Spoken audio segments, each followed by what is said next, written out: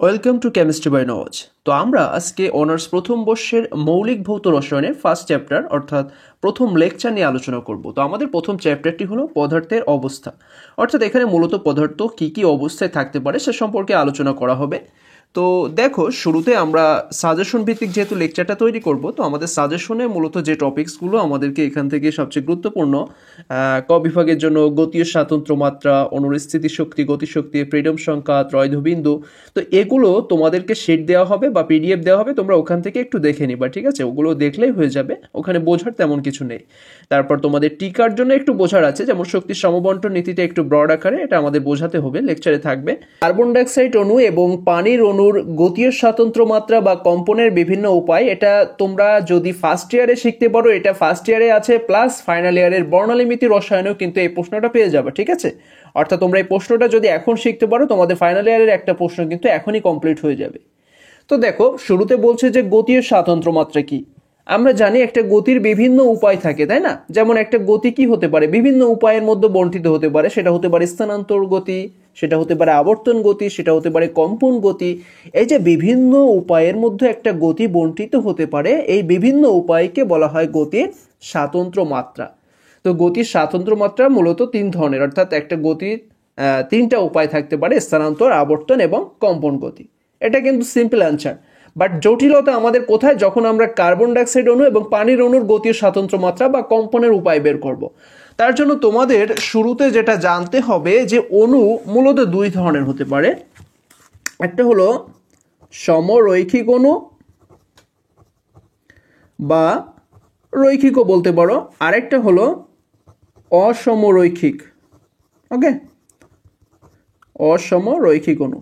তো দুই ধরনের অণুর ক্ষেত্রে দুইটা সিস্টেম আছে কিন্তু, ঠিক আছে? দুই ধরনের অণুর কম্পন স্বাতন্ত্র্য মাত্রা বের করতে হবে দুইটা উপায়। তো সমরৈখিক অণু কোনগুলো? Carbon dioxide. কার্বন ডাইঅক্সাইড কেন বলা হচ্ছে? দেখো, কার্বন ডাইঅক্সাইড যখন অণু তুমি চিত্র দিয়ে দেখাবা, দেখো তো এটা সমরৈখিক হচ্ছে কিনা। ওকে, তাহলে কার্বন ডাইঅক্সাইড একটা সমরৈখিক অণু। আর অসমরৈখিক অণু কোনগুলো? পানি, H2O, N2O, NH3, অ্যামোনিয়া, এগুলো হচ্ছে সব অসমরৈখিক অণু। কেন? কারণ পানির অণু কিন্তু এইভাবে হয় না। পানির অণুর আকৃতিটি হয় ঠিক এইরকম, যে একটা ভি আকৃতি। ওকে, এইচ এইচ, কিংবা অনেক জায়গায় এভাবেও দেওয়া আছে এইচ এইচ, ঠিক আছে? অর্থাৎ ভি আকৃতি। তো এটা কি সমরৈখিক হচ্ছে? হচ্ছে না। এই কারণে এটাকে বলা হয় অসমরৈখিক অণু। তো সমরৈখিক অণুর ক্ষেত্রে একটা সিস্টেমে কম্পন স্বাতন্ত্র্য মাত্রা বের করতে হয়, আর অসমরৈখিক অণুর যদি কোনোটা এসে থাকে তাহলে তার সিস্টেম হচ্ছে সম্পূর্ণ আলাদা। তো আমরা আজকে সমরৈখিক অণুটাও শিখবো, অসমরৈখিক অণুটাও শিখবো। দুইটা নিয়মই আমরা আজকে শিখে রাখবো। তো দেখো, শুরুতে মূলত আমরা সমরৈখিক অণু হিসেবে কার্বন ডাইঅক্সাইডকে নিয়েছি, এর স্বাতন্ত্র্য মাত্রা আমরা নির্ণয় করব। তো কার্বন ডাইঅক্সাইড অণু একটা কি? সমরৈখিক অণু। এটা তো আমরা আগে থেকেই জেনেছি। আবার এখানে দেখো টোটালি কয়টা পরমাণু আছে? কার্বনের একটা, অক্সিজেনের দুইটা, অর্থাৎ এটা হলো একটা 3 পরমাণু বা ত্রিপারমাণবিক অণু। তাহলে এখানে পরমাণুর সংখ্যা n = আমরা 3 লিখতে পারি, তাই না? কার্বন ডাইঅক্সাইড অণুতে পরমাণুর সংখ্যা আছে কার্বনের একটা, অক্সিজেনের দুইটা, টোটালি 3টা, তাই এর পরমাণুর সংখ্যা n কে আমরা লিখতে পারি 3। ওকে, তাহলে আমরা এখান থেকে দুইটা জিনিস জানলাম, কার্বন ডাইঅক্সাইড হলো সমরৈখিক আর ত্রিপারমাণবিক। তো যেহেতু স্বাতন্ত্র্য মাত্রা বা কম্পন স্বাতন্ত্র্য মাত্রা নির্ণয় করতে বলছে, তো কম্পন স্বাতন্ত্র্য মাত্রার এই সূত্রটা তোমরা একটু মনে রাখবা, ঠিক আছে? এই সূত্রটা, কম্পন স্বাতন্ত্র্য মাত্রার সূত্র হলো কি? মোট স্বাতন্ত্র্য মাত্রা থেকে স্থানান্তর এবং আবর্তন স্বাতন্ত্র্য মাত্রা বিয়োগফল। মোট স্বাতন্ত্র্য মাত্রা থেকে কি কি বাদ যাবে? স্থানান্তর এবং আবর্তন স্বাতন্ত্র্য মাত্রা বাদ গেলে যেটা থাকবে সেটাই হলো কম্পন স্বাতন্ত্র্য মাত্রা, ঠিক আছে? এই সূত্রটা তোমরা একটু মুখস্থ করে রাখবা। তো দেখো, মোট স্বাতন্ত্র্য মাত্রা কি, এখানেও তোমাদের একটু মনে রাখার বিষয় আছে যে n পরমাণু ঘটিত অণুর মোট স্বাতন্ত্র্য মাত্রাকে প্রকাশ করা হয় 3n দিয়ে। ক্লিয়ার? এটা তোমরা সবার ক্ষেত্রে, সমরৈখিক হোক অসমরৈখিক হোক, সবার ক্ষেত্রে ব্যবহার করতে পারবা যে মোট স্বাতন্ত্র্য মাত্রা n পরমাণু ঘটিত যেসব অণু আছে তাদের মোট স্বাতন্ত্র্য মাত্রা হবে 3n। তাহলে আমরা মোট স্বাতন্ত্র্য মাত্রার জায়গায় 3n লিখব। স্থানান্তর স্বাতন্ত্র্য মাত্রা কত, এটা তোমরা কিভাবে জানবা? দেখো, সমরৈখিক অণু বললে স্থানান্তর স্বাতন্ত্র্য মাত্রা 3 হয় আর আবর্তন স্বাতন্ত্র্য মাত্রা 2 হয়। যারা সমরৈখিক অণু তাদের স্থানান্তর স্বাতন্ত্র্য মাত্রা কত? 3 আর আবর্তন স্বাতন্ত্র্য মাত্রা 2। বাট যারা অসমরৈখিক তাদের কিন্তু আবর্তন স্বাতন্ত্র্য মাত্রা 2 হয় না, 3 হয়। সেটা আমরা অসমরৈখিকে গিয়ে দেখব। যারা সমরৈখিক অণু হবে তাদের স্থানান্তর স্বাতন্ত্র মাত্রা 3 এবং আবর্তন স্বাতন্ত্র মাত্রা 2, এটা মুখস্থ রাখবা। আবার n পরমাণু ঘটিত অণুর মোট স্বাতন্ত্র মাত্রা 3n, এটাও মনে রাখবা, ঠিক আছে?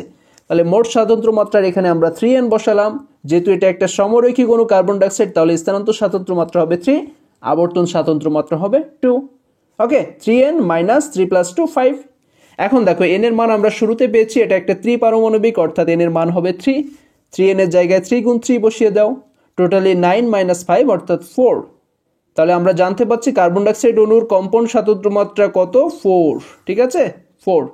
এখন দেখো এই 4কে আবার কিভাবে ভাগ করা যায়, এটাকে আবার আমরা বিভিন্নভাবে বন্টন করে দেখাতে পারি। যেমন অণু সমরৈখিক হোক বা অসমরৈখিক হোক, তাদের প্রসারণ কম্পন সংখ্যার সূত্র হলো n-1। ওকে, অণু সমরৈখিক হোক বা অসমরৈখিক হোক, তাদের প্রসারণ কম্পন সংখ্যার সূত্র হচ্ছে n-1। আবার সমরৈখিক অণুর ক্ষেত্রে বক্র কম্পন সংখ্যা বের করার সিস্টেম হলো 2n-4। এই দুইটা সূত্র তোমাদের একইভাবে মুখস্থ রাখতে হবে যে সমরৈখিক বা অসমরৈখিক অণুর প্রসারণ কম্পন নির্ণয়ের সূত্র হলো n-1, আর সমরৈখিক অণুর বক্র কম্পন নির্ণয়ের সূত্র হলো 2n-4। তাহলে আমরা এখন যখন কার্বন ডাইঅক্সাইড অণুর প্রসারণ কম্পন বের করব, সূত্র ব্যবহার করব n-1। n এর মান ছিল 3, 3 - 1 অর্থাৎ 2। কার্বন ডাইঅক্সাইড অণুর প্রসারণ কম্পন কত হবে? 2 হবে। ক্লিয়ার? এখন দেখো এই প্রসারণ কম্পন সবসময় দুই ধরনের হয়, একটা হলো প্রতিসম আর একটা হলো অপ্রতিসম। তাহলে দুইটা কার্বন ডাইঅক্সাইডের প্রসারণ কম্পন দুইটা, মানে একটা প্রতিসম কম্পন আর একটা হলো অপ্রতিসম কম্পন। এখন আরো একটা জিনিস বের করতে হবে, সেটা হলো বক্র কম্পন, যার ফর্মুলা হলো 2n-4। তো n এর মান তো আমরা শুরুতেই জেনেছি 3, অর্থাৎ 2 × 3 - 4 ক্যালকুলেট করলে হয় 2, ঠিক আছে? তাহলে এই যে কার্বন ডাইঅক্সাইডের কম্পন স্বাতন্ত্র মাত্রা 4, এর ভিতরে দুইটা প্রসারণ কম্পন, দুইটা বক্র কম্পন। এভাবেই কিন্তু কম্পন স্বাতন্ত্র মাত্রা বের করতে হয়। প্রথমে কম্পন স্বাতন্ত্র মাত্রা বের করে নিতে হয়, তারপর প্রসারণ কম্পন বের করতে হয়, তারপর বক্র কম্পন বের করতে হয়। এই তিনটা জিনিস বের করলে আমাদের এই প্রশ্ন ক্লিয়ার হয়ে যাবে। অর্থাৎ যে টাইপের প্রশ্নই আসুক না কেন, এই সিস্টেমের কম্পনের উপায় বের করতে বললে তিনটা জিনিস বের করবা। প্রথমে কম্পন স্বাতন্ত্র মাত্রা বের করে নিবা এই ফর্মুলা দিয়ে, তারপর প্রসারণ কম্পন বের করে নিবা এই ফর্মুলা দিয়ে, তারপর বক্র কম্পন বের করবা 2n-4 ফর্মুলা দিয়ে। ক্লিয়ার? তো কার্বন ডাইঅক্সাইডের এই 4টি কম্পন স্বাতন্ত্র মাত্রার মধ্যে 2টি হলো প্রসারণ কম্পন আর 2টি হলো বক্র কম্পন। ওকে, তো চলো এখন আমরা চলে যাব সমরৈখিক অণু তো দেখলাম, এখন আমরা একটা অসমরৈখিক অণুতে চলে যাব। ওকে, তো এবার আমাদের সেই বহুল কাঙ্ক্ষিত H2O অণুর গতীয় স্বাতন্ত্র মাত্রা বা কম্পনের উপায়টা নির্ণয় করে দেখাবো। তো দেখো H2O বলতে কি? অসমরৈখিক অণু। আমরা জানি H2O একটা অসমরৈখিক অণু। তো এই টাইপের যতগুলো কোশ্চেন থাকুক না কেন, NO2 থাকুক, NH3 থাকুক, সবগুলো কিন্তু আমরা একই ফর্মুলা ব্যবহার করে নির্ণয় করতে পারবো, ঠিক আছে? তো H2O শুরুতে আমরা জেনেছি H2O একটা অসমরৈখিক অণু, কারণ এর আকৃতি দেখলে বোঝা যাচ্ছে এটা একটা ভি আকৃতির অণু, ফলে একে আমরা অসমরৈখিক বলতে পারি। এটা কিন্তু কার্বন ডাইঅক্সাইডের মতো রৈখিক নয়। আবার দেখো H2O অণুতে পরমাণু আছে কয়টা? অক্সিজেনের একটা, হাইড্রোজেনের দুইটা, টোটালি 3টা, তাই না? তাহলে আমরা এটাকে বলতে পারি ত্রিপারমাণবিক অণু। অর্থাৎ H2 এর পরমাণুর সংখ্যা n=3 লিখতে পারি, তাই না? তো আমরা জানি কি কম্পনের উপায় নির্ণয় করা বা গতীয় স্বাতন্ত্র মাত্রা নির্ণয়ের জন্য টোটালি আমরা 3টা সূত্র মনে রাখবো। একটা হলো কম্পন স্বাতন্ত্র মাত্রা নির্ণয়ের সূত্র, মোট স্বাতন্ত্র মাত্রা থেকে স্থানান্তর আবর্তন স্বাতন্ত্র মাত্রা বিয়োগ, ঠিক আছে? আর একটা হলো যে প্রসারণ কম্পন নির্ণয়, যার সূত্র আমরা ইতিমধ্যে জেনে এসেছি n-1।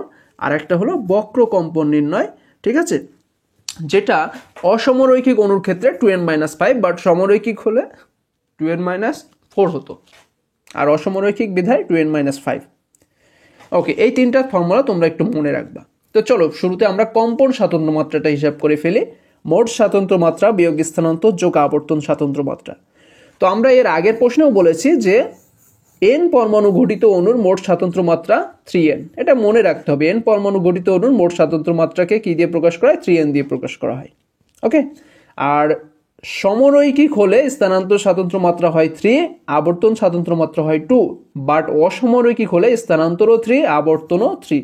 এটাও মনে রাখতে হবে কিন্তু, ঠিক আছে, যে সমরৈখিক অণুর ক্ষেত্রে স্থানান্তর স্বাতন্ত্র মাত্রা 3, আবর্তন হচ্ছে 2, বাট অসমরৈখিক অণুর ক্ষেত্রে স্থানান্তরও 3, আবর্তনও 3। তাহলে দুইটা পজিশনে 3 বসিয়ে দাও, টোটালি আসে 3n-6। আবার n এর পরিবর্তে এই যে n এর মান 3 পেয়েছিলাম সেটা বসালে অ্যান্সার আসে 3।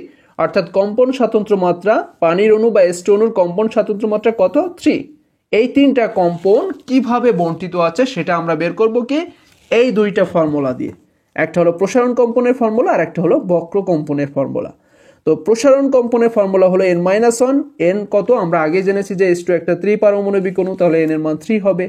ঠিক আছে, n যেহেতু H2 অণুতে 3টি পরমাণু আছে, 3-1 অর্থাৎ 2। প্রসারণ কম্পন আছে কত? 2টা। তো আমরা জানি প্রসারণ কম্পন আবার দুই ধরনের, একটা হলো প্রতিসম আর একটা হলো অপ্রতিসম। তাহলে এই দুইটা প্রসারণ কম্পনের মধ্যে একটা হলো প্রতিসম আর একটা হলো অপ্রতিসম। আর বক্র কম্পনের ফর্মুলা হলো অসমরৈখিক অণুর ক্ষেত্রে 2n-5, n এর মান বসিয়ে দাও, 2 × 3 - 5 1। তাহলে পানির অণুতে বক্র কম্পন কয়টা? একটা। ক্লিয়ার? তো পানির অণুর কম্পন স্বাতন্ত্র্য মাত্রা হলো 3টা, এই 3টার ভিতরে প্রসারণ কম্পন 2টা, বক্র কম্পন একটা। আশা করি তোমরা প্রশ্নটা বুঝতে পেরেছো। তো একইভাবে যদি তোমাদের অ্যামোনিয়া বা নাইট্রোজেন ডাইঅক্সাইড থাকে, এটাও কিন্তু তোমরা সেম ফর্মুলা ব্যবহার করে নির্ণয় করতে পারবা। ঠিক আছে?